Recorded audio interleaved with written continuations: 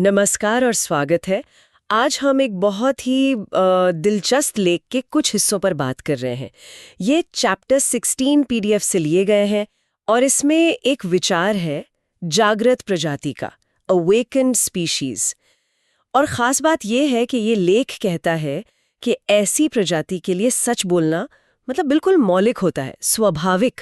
जो आज हम जैसे हैं उससे तो काफ़ी अलग तस्वीर है ये, है ना? इसमें ये आत्म धोखे की बात है, सेल्फ डिसेप्शन जिसे कहते हैं, और समाज पर इसका असर, जैसे हिंसा या जो हमारी अनहेल्दी आदतें हैं जिन्हें हम कई बार नज़रअंदाज कर देते हैं। और फिर ये अत्यधिक विकसित प्राणी, हाईली इवॉल्व्ड बीइंग्स, उनका स्वभाव कैसा होता है, इस पर भी बात है। तो आज कोशिश यही रहेगी कि इस लेख से सच, आत्मजागरूकता और एकता के जो मुख्य तर्क हैं उन्हें थोड़ा खोलकर समझें। मुझे तो ये जागृत प्रजाति वाला कॉन्सेप्ट और ये कि सच बोलना उनके लिए इतना ज़रूरी क्यों है, ये जानने की बहुत उत्सुकता है। चलिए शुरू करते हैं। लेख का एक शुरुआती पॉइंट ही देखिए कितना दमदार है। कहता है, एक जागृत प्रजाति हमेशा सच बोलती है। अजागृत अवस्था में मनुष्य अक्सर झूठ बोलते हैं, खुद से भी और दूसरों से भी। ये तो मतलब सीधी चोट है हमारे रोजमर्रा के जीवन पर। बिल्कुल बिल्कुल। और लेख यहीं से शुरू करता है। वो एक आदर्श स्थिति रखता है और फिर हमारी जो हकीकत है उससे तुलना करता है। ये कहता है कि हमारी जो ये अजागृत अवस्था ना, इसमें खुद को धोखा देना, दूसरों से झूठ बोलना इतना आम हो गया है कि शायद हम इसे नॉर्मल ही मानने लगे हैं। और ये सिर्फ बड़े झूठ नहीं है, मतलब रोज की छोटी छोटी बातें, आधे सच या जो जरूरी है वो ना कहना, वो सब इसमें आ जाता है। हाँ, और ये सिर्फ पर्सनल लेवल पर नहीं है ना? समाज में भी दिखता है ये। लेख में एक उदाहरण दिया है बड़ा तीखा सा, कि कैसे हम हिंसक मीडिया, टीवी, फिल्में, गेम्स, इंटरनेट, यहाँ तक कि बच्चों के खिलौने, इनका बच्चों पर क्या असर हो रहा है उसे हम लगातार नकारते रहते हैं। हम मानते ही नहीं कि इसका समाज में बढ़ती हिंसा से कोई सीधा कनेक्शन हो सकता है। सही कहा। और लेख का तर्क ये है कि ये जो इनकार है ना, ये एक तरह का डिफेंस मैकेनिज्म है। हम शायद अंदर से महसूस करते हैं कि स्थिति ठीक नहीं है, गंभीर है, लेकिन साथ ही लगता है कि हम इसे बदलने के लिए कुछ कर नहीं सकते, शक्तिहीन है। और जब लगता है कि बदलाव मुश्किल है या नामुमकिन है, तो सबसे आसान रास्ता क्या होता है? समस्या को देखो ही मत, या कह दो कि समस्या है ही नहीं। ये एक तरह का कलेक्टिव सेल्फ डिसेप्शन बन जाता है। तो ये सिर्फ अनदेखी नहीं है, मतलब एक एक्टिवली नकारना है। जैसे हम जानते हैं कि गड़बड़ है, पर खुद को मना लेते हैं कि नहीं, उतना बुरा नहीं है, या हम क्या कर लेंगे। हाँ हाँ बिल्कुल, लेख इसी तरफ इशारा कर रहा है। और ये पैटर्न सिर्फ हिंसा और मीडिया तक ही नहीं है। सोचिए जरा, तंबाकू का इस्तेमाल, लगातार अनहेल्दी खाना, एक्सरसाइज ना करना, हम सब जानते हैं इनके खतरे क्या हैं। सारे सबूत सामने हैं, फिर भी हम करते जाते हैं। या फिर समाज के वो मूल्य जो हमें लगातार कंपटीशन, स्ट्रेस, संघर्ष में धकेलते हैं। हम नतीजे भुगतते हैं, पर उन बुनियादी मान्यताओं पर सवाल कम ही उठाते हैं। ये सुनना थोड़ा अनकंफर्टेबल जरूर है, और लेख इसे अपरिपक्वता से जोड़ता है, राइट? जी, लेख का नजरिया थोड़ा कह सकते हैं कठोर लगे, पर वो कहता है कि यह बर्ताव अपरिपक्व प्राणियों जैसा है, जिन्हें या तो पता नहीं कि वो खुद का नुकसान कर रहे हैं या फिर परवाह नहीं करते। जैसे कोई बच्चा आग से खेलने की जिद करे, वैसा कुछ।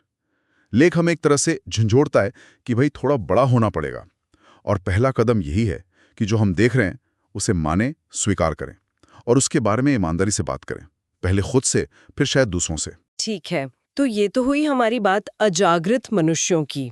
जी।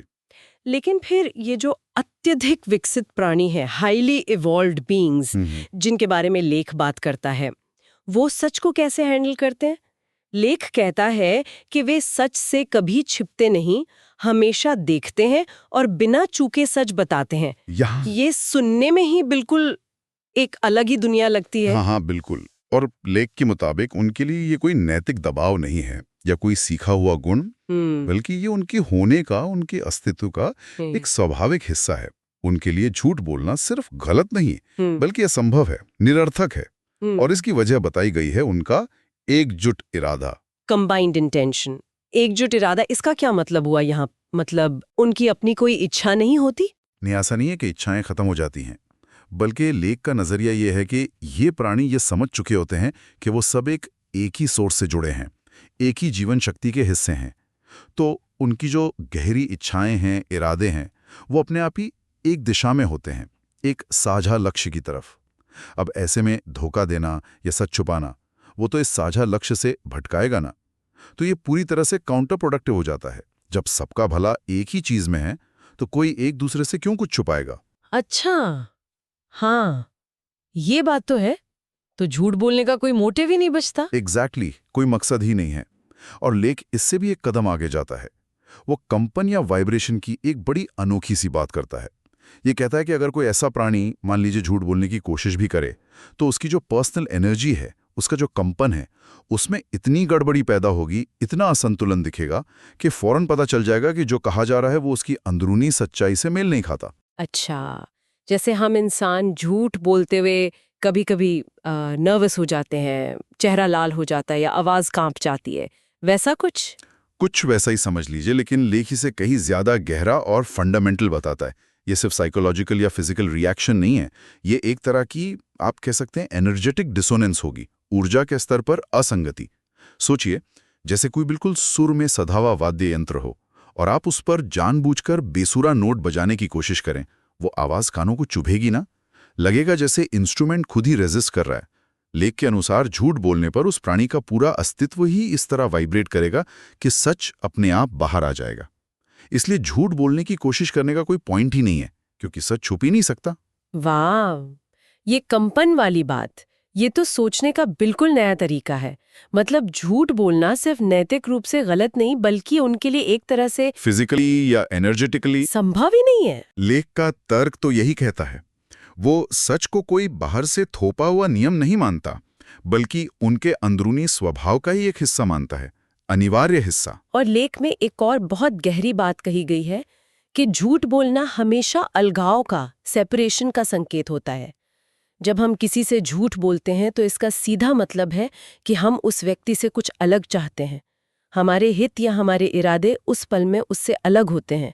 हम खुद को उससे अलग महसूस करते हैं। ये बात वाकई सोचने पर मजबूर करती है। हाँ, ये बहुत ही महत्वपूर्ण बिंदु है। झूठ बोलने के लिए एक दूसरे का होना जरूरी है, जिससे आप खुद को अलग मानते हो। और यहीं से समाधान का रास्ता भी निकलता है। लेख कहता है, धोखे का अंत तभी होगा जब अलगाव का अंत होगा। अलगाव का अंत, यानी ये महसूस करना कि हम सब एक हैं। ठीक है, जब हमारी संस्कृति, हमारी सभ्यता, हमारी जो सामूहिक चेतना है, वो इस सच्चाई को पूरी तरह से अपना लेगी, आत्मसात कर लेगी कि हम सब असल में एक ही अस्तित्व के अलग अलग रूप हैं, मल्टीप्लिसिटी ऑफ फॉर्म्स जिसे कहते हैं, एक ही जीवन के अलग अलग पहलू हैं, तो हमारी जो गहरी इच्छाएं हैं वो भी जरूरी तौर पर एक ही होंगी। तब इरादा भी एक ही होगा, सबका भला, क्योंकि सब और मैं, इसमें कोई बुनियादी फर्क ही नहीं रह जाएगा। और ऐसी स्थिति में झूठ बोलने का कोई कारण, कोई मोटिवेशन बचेगा ही नहीं। ये तो बहुत ऊंचा आदर्श है। तो फिर लेख के अनुसार वो एकजुट इच्छा क्या है जिसकी तरफ ये सब इशारा कराए? लेख का जवाब बहुत सीधा है और बहुत गहरा भी। वो है खुद को दिव्यता या प्रेम के रूप में अनुभव करना। लेख कहता है कि हर जीवित प्राणी की, चाहे वो किसी भी रूप में हो, उसकी सबसे गहरी अल्टीमेट इच्छा यही है कि वो अपने असली स्वरूप को पहचाने, उसका अनुभव करे, अपनी दिव्यता का। और ये दिव्यता क्या है? ये वही ऊर्जा है जिसे हम अपनी रोजमर्रा की भाषा में प्रेम कह देते हैं। प्रेम मतलब सबके लिए एक जैसा प्रेम, यूनिवर्सल लव। हाँ, लेख इसे ब्रह्मांड की एकता के रूप में देखता है। ये पूरा ब्रह्मांड, इसमें मौजूद हर चीज, हर जीव उसी एक दिव्य प्रेम की, डिवाइन लव की अभिव्यक्ति है।